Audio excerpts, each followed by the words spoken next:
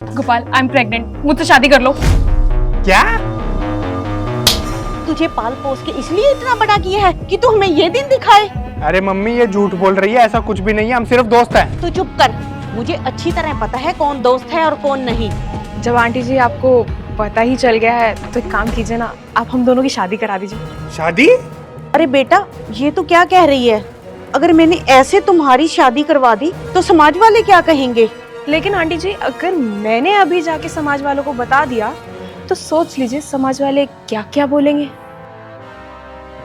अच्छा ठीक है बेटा, ऐसा करो, तुम पहले इस बच्चे को जन्म दे दो, फिर आराम से तुम्हारी दोनों की शादी करवा दूंगी।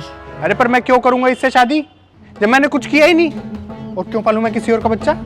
नहीं पाल सकते ना इस बच्चे को, तो एक काम करो, आप मुझे 10 करोड़ रुपए दे दो, मैं इस बच्चे को लेकर आप लोगों से बहुत दूर चली जाऊँ। 10 करोड़? बेटा हम मिडिल क्लास लोग हैं, हमारे पास इतना पैसा कहाँ से आएगा?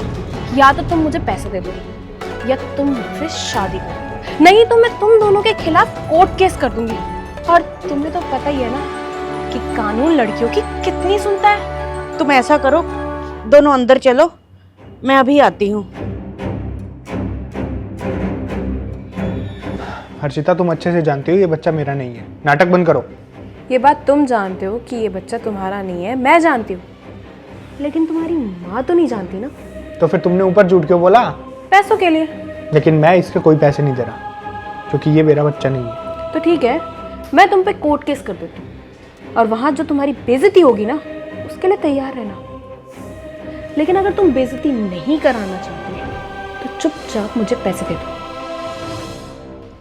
डॉक्टर साहब, यही है वो लड़की जिसका डीएनए टेस्ट करना है।